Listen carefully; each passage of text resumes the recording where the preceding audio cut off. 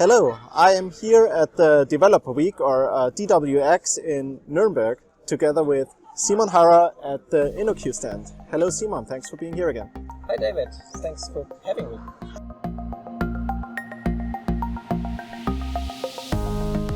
So, in the first video of this series we talked about your book.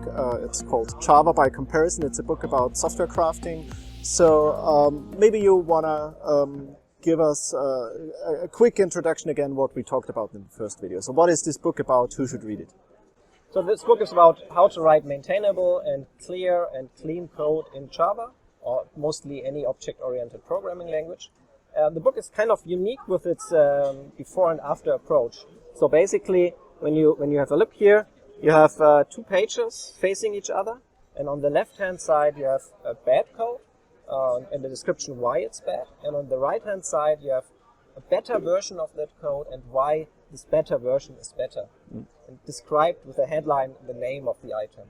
Yeah, and this sounds awesome, and I want to talk about one of those chapters in this interview. So let's start with something really simple. Your first chapter is called Start Cleaning Up, so I guess it's about the basics. And we want to look at the example, avoid negations. So what is the example, the bad example about?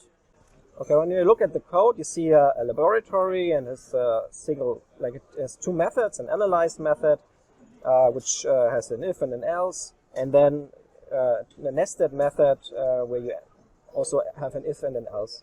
And the problem here, when you look closer, is that you have two negations hidden in the code.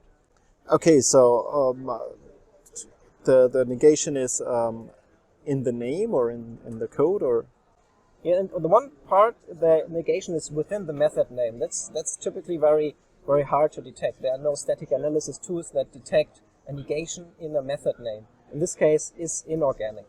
So in this case, no IDE will help you detect that negation. It's really hidden. And in the other, it's a not sign, which is basically meaning a negation in Java. Okay, and how can we do better? In these cases, we can switch the if and the else. And just by switching, we can eliminate the not sign. That's very easy, because with that, we have no negation anymore in the lower part of the code snippet. And in the upper part, we need to have a method is organic instead of the method is inorganic. But doesn't that mean that we need a negation in the if, maybe? Or you can switch the if and the else afterwards using eliminating the negation sign as well. So you end up with a cleaner version with two negations eliminated. I see. So thanks for describing this very simple chapter to us.